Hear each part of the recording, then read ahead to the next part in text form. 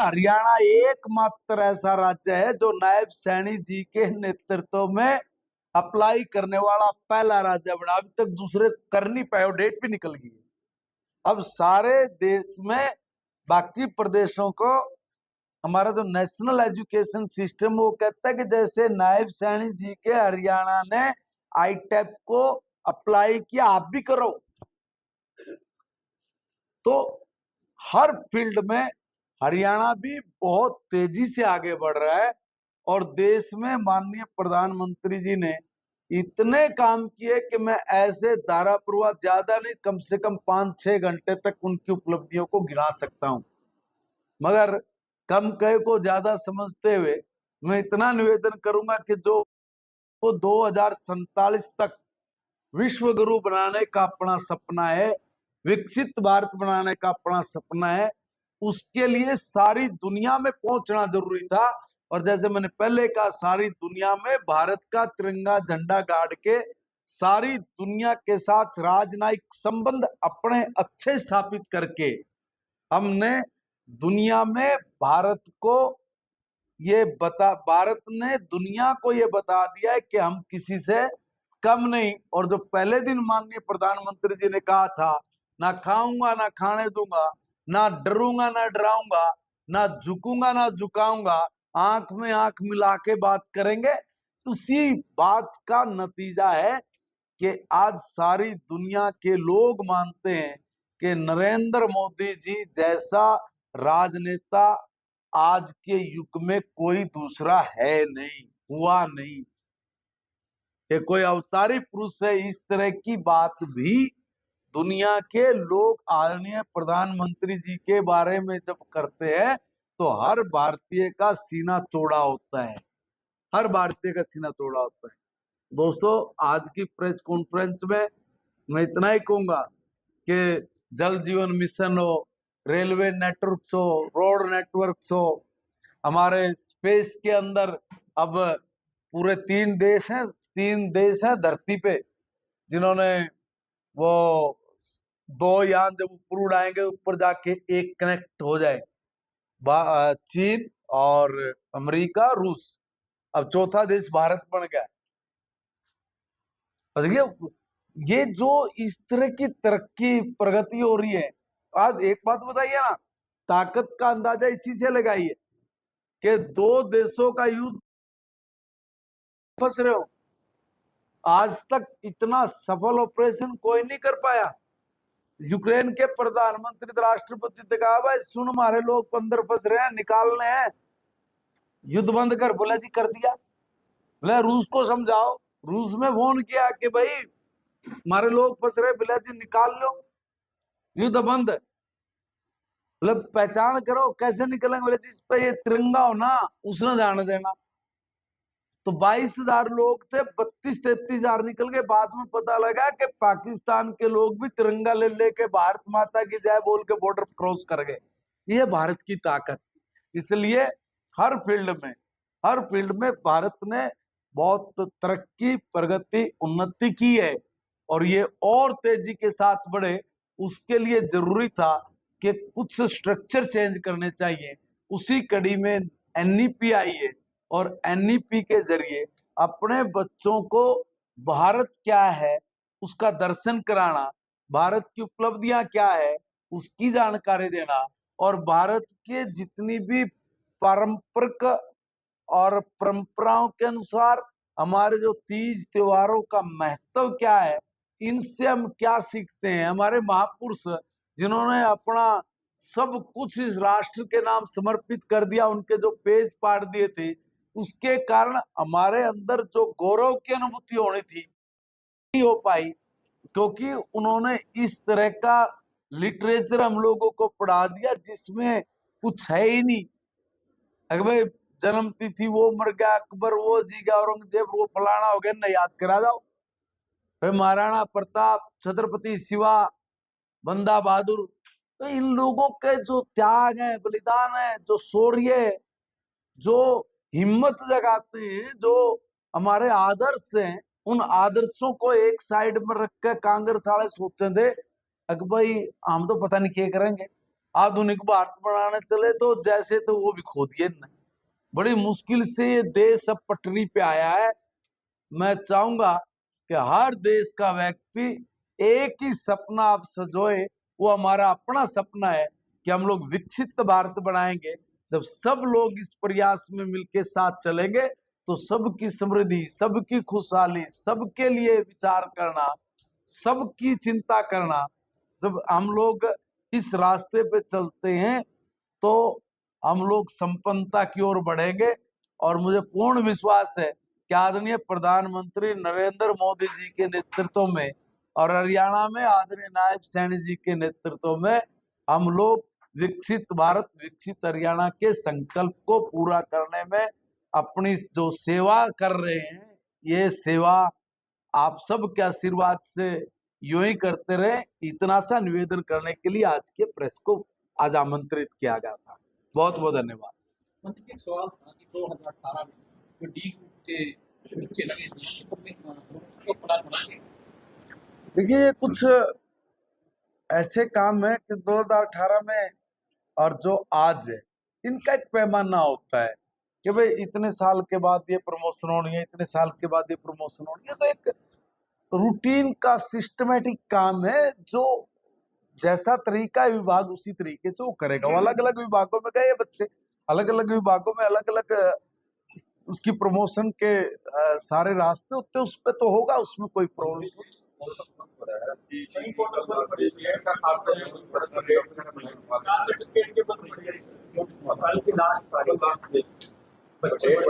सीटी वाले नहीं। बहुत लोगों से मैंने भी बात हुई, मैंने पूछा कि फार्म भरा, बिलाज ही पर रखे प्रमाण पत्र। देखिए, अगर ऐसी कोई बात है, ऐसी कोई बात है पे मैं ये कहूंगा कि आज ही मुख्यमंत्री से बात करके इस मामले को उनके संज्ञान में मैं डाल दूंगा। जरूर इस पे कोई न कोई फैसला ले। अड़चन कहाँ है, एक बार उसका भी पता कर लेंगे। तो भाई आज ही बात करें। और एक शिक्षामंत्री आप भी करके भेजना नीति का और अच्छी बातें हैं, लेकिन सातवीं आठवीं और आईटी को कोई और भी क्लास होगी, किताबें आप तक नहीं आई। नहीं, देखिए मैं ये भी बता दूं, 14,14,900 मैं बता रहा हूँ, 14,14,718 सेट बने थे। वो 100% सेट हमने स्कूल में हर बच्चे के पास 21 अप्रैल तक भेज दिए थे, 98%, और 21 तारीख तक ही पहुंचा। हरियाणा देश का यहाँ भी पहला राज्य बना है जहाँ 7 महीने, 6 महीने, 8 महीने तक बुक्स नहीं पहुंचती थी। वहाँ एडमिशन खत्म होने से पहले ही हर जगह बुक भेजी है।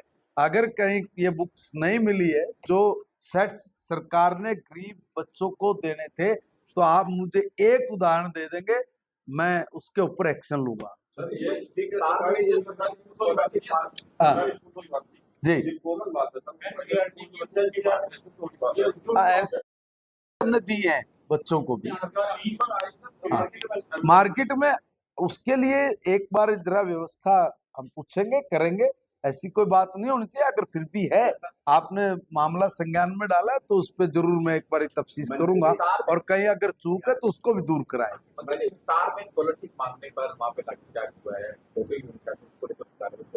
नहीं, देखो मेरे को ये मामला अभी संज्ञान में नहीं आया। कब हुआ? देखो कई दिन से काम वाम नहीं, देखिए मेरे संज्ञान में मामला नहीं आया। एक बार कुछ इश्यूज ऐसे हैं जो करंट में हुए हैं, तो उसकी जानकारी एक बार लेके बात करेंगे कि ये मामला हुआ क्यों। स्कॉलरशिप जो है वो समय पे ही जाती है, कोई ऐसी बात नहीं, मगर फिर भी कहीं कोई अड़चन होगी, कोई टेक्निकल बात होगी, तो एक बार इसको दुरुस्त कर लेंगे। कोई बड़ा इश्यू नहीं है ये। जी,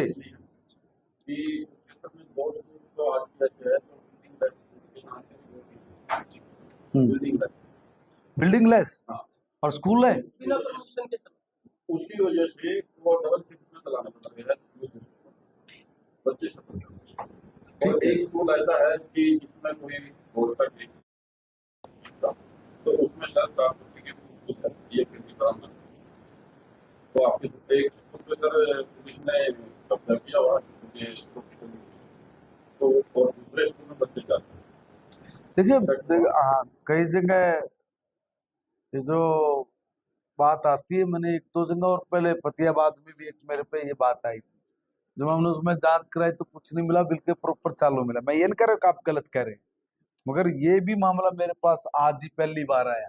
एक बार मैं इसको भी चेक करवाऊंगा, इसको भी दिखाऊंगा। माननीय विधायक, पूर्व विधायक, मंत्री बैठे हैं, हमारे सारे नेता बैठे हैं। अगर कोई इस तरह का मामला है तो उसकी मुझे एक बार अगर पंचायत की तरफ से कोई रेजुलेशन आ जाए या कोई आप लोग कंप्लेंट मुझे देंगे, मैं उसी पे कार्रवाई कर दूंगा। मेरा विभाग बहुत सख्ती के साथ काम कर रहा है। देखिए, जो मैंने पहले दिन कहा था कि जो भी ये फीस की बढ़ोतरी की बात हो, चाहे वर्दी बदलने की बात हो, तो हमने जितनी भी कंप्लेंट्स हमारे पास आई, मैंने विभाग को तुरंत भेजा। और भेजने के बाद जब कार्रवाई बननी थी, कार्रवाई कर रहे थे, लास्ट मोमेंट पे मैंने उनको कहा कि नहीं, एक मौका देते हैं, आगे भविष्य में इस तरह की आप गलती नहीं करेंगे। तो उन्होंने हमें इंश्योर किया है, और बड़ी खुशी की बात है कि उसके बाद मुझे कोई कंप्लेंट्स नहीं मिली। फिर भी अगर कोई और ऐसा होगा तो मैंने उनको कहा कि एक वार्निंग जरूर बनती है, एक चेतावनी देनी जरूर बनती है, और उसके बाद अगर कोई फिर भी बाज नहीं आएगा तो फिर उस पर जितना कड़े से कड़ा एक्शन लेना होगा मैं लूंगा। मंत्री जी, आपने पत्र लिखा है कि हिंदी में हाँ, किया। देखिए, हिंदी मेरी राष्ट्रभाषा है, और राष्ट्रभाषा नहीं हम लोग इंग्लिश में क्यों काम करेंगे भाई?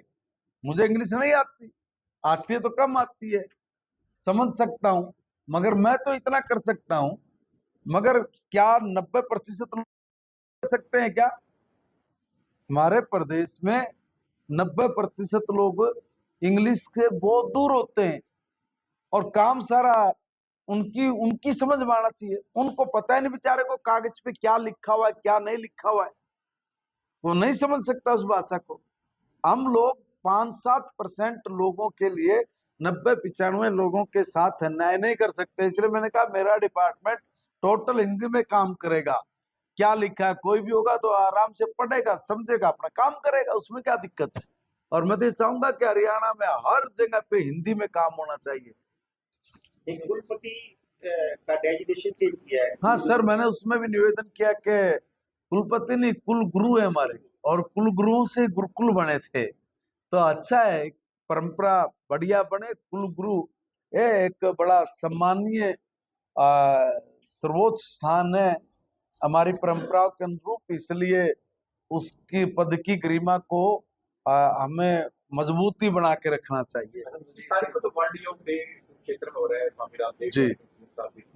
शिक्षा विभाग की क्या तैयारी, कैसे में बच्चे छुट्टी गए? देखिए, वो सरकारी कार्यक्रम, और उसमें सरकार अपनी व्यवस्था कर रही है। हम तो यही कहेंगे कि हमारे बच्चे सब योग करें, निरोगी रहे। जितना योग करेंगे उतनी बुद्धिमत्ता के साथ हमारा संबंध प्रगाढ़ होगा, और जितना गहरा संबंध प्रगाढ़ होगा उतना ही हम लोग विकसित भारत बनाने में अपना योगदान दे पाएंगे। तो बच्चों की भागीदारी तो बिल्कुल करनी चाहिए। वो कोई फोर्सली नहीं है, वो इच्छा अनुसार। सर, मेरे 2 प्रश्न थे शिक्षा व्यवस्था। इस समय सभी स्कूलों में +1 +2 मैक्सिमम स्कूलों में बच्चे नॉन अटेंडिंग पढ़ाई कर रहे हैं, कॉम्पिटिटिव एग्जाम की तैयारी कर रहे हैं। जनवरी 2024 से जनवरी 2025 में 10 बार सीबीएसई के रेड मारियां दिल्ली के अलग जिनमें हरियाणा के काफी बच्चों का भविष्य था। कुरुक्षेत्र के भी 10 से ज्यादा बच्चे हैं जिनका 1 साल खराब हुआ है। तो सर, ऐसी क्या व्यवस्था की जाएगी कि स्कूलों में रेगुलर पढ़ाई हो +1 बहुत बढ़िया बात की। अभी मेरे पास भी ये मामला संज्ञान में आया, तो मैंने भी काफी कुछ विचार करने के बाद मैं भी इस निर्णय पे पहुंचा हूं, और बहुत जल्दी मैं इसकी एक मीटिंग भी करने वाला हूं कि जो हमारे संस्थान चलते हैं, देखिए हम लोग किसी को रोक नहीं सकते। अब आप भी अगर कोई नॉलेज देना चाह रहे हैं, पढ़ाना चाह रहे हैं, आप पढ़ाइए, कोई दिक्कत नहीं है। मगर जो बच्चा रेगुलर है, हमारा कोई बच्चा अगर रेगुलर है, वो क्लास टाइम में उन इंस्टीट्यूशंस पे ना हो। ये मुझे समझ में आया, और आप जैसे 10 लोगों ने राय दी, तब कहा कि देखिए सर, ये अगर होगा तो हमारा बच्चा स्कूल में भी रहेगा, और उसके बाद जिसने पढ़ाई करनी तो करेगा। सर जैसे सीबीएसई ने कार्रवाई की ऐसी हरियाणा सरकार देखिए मैंने बताया ना, इस पे हम लोग जा रहे हैं। एक अच्छा निर्णय, सबका सामूहिक निर्णय लेके हम लोग इस पे भी अपने कदम आगे बढ़ाएंगे। जैसे सीबीएसई ने कार्रवाई की, इसमें हरियाणा सरकार द्वारा मैं वही कर- नोटिफिकेशन जारी किया था, उसमें था कि जिन संस्थानों में बच्चे पढ़ रहे हैं उनको लेकर भी नियम लागू किए गए थे, जगह को लेकर, इंफ्रास्ट्रक्चर को लेकर, लेकिन कोई पूरे नहीं करते, चाहे फाइन एक्टिव सिस्टम हो, जैसे कई बच्चों की मौत हो देखिए, गई। देखिए मैंने वही कहा, अभी भी ये तो आपका दूसरा क्वेश्चन है। मैं निवेदन कर रहा हूँ कि बहुत सख्ती के साथ सरकार ने उनको चांस दिया है, कहा है कि देखिए भैया जो कमियां हैं इनको आप लोग दूर करें। और आप एकदम भी मान लीजिए बच्चे तो हमारे आपके पढ़ रहे, अब एकदम मैं उनको ये कहूंगा ले भाई तू 1000 बच्चा ना बाहर काट चल, तो उसको हम लोग इस तरीके से नहीं, उसको बहुत तरीके से हमने कहा है। जिनको बंद करना था उनको बंद भी किया, जिनको कई बार वार्निंग दी उनको ताला भी लगाया, मगर उन्होंने ये हमें आश्वस्त किया है कि भाई हम लोग इतने दिन में अपनी जो प्रक्रिया पूरी कर लेंगे। उनको हमने कहा कि आप ठीक है करिए, नियम के अनुसार आप करिए, और जो नियम की धज्जियां उड़ाएगा बस उसको फिर अब आगे और ज्यादा नहीं भुगतेगा प्रदेश, ये तय है। फीस बढ़ोतरी की बात की गई थी आपके द्वारा, यूनिवर्सिटी ने फीसें कई फार्मों की डबल कर दी है। नहीं देखिए, वो कोर्सेज के अनुसार होती है, कुछ जगह पे अपने को लगता है कि भाई डबल है। अगर हम लोग कोर्सेज, कोई नए कोर्सेज लेके आते तो नए कोर्सेज पे नया स्टाफ भर्ती करना होता है, नई चीजें सारी बनानी होती हैं, और उसके लिए इंफ्रा भी खड़ा करना होता है। तो स्टार्टिंग में कुछ दिक्कतें आती हैं जब भी नए कोर्सेज होते हैं। जो पहले से ऑलरेडी कोर्सेज चले हुए उसमें कोई फीस नहीं बढ़ी है।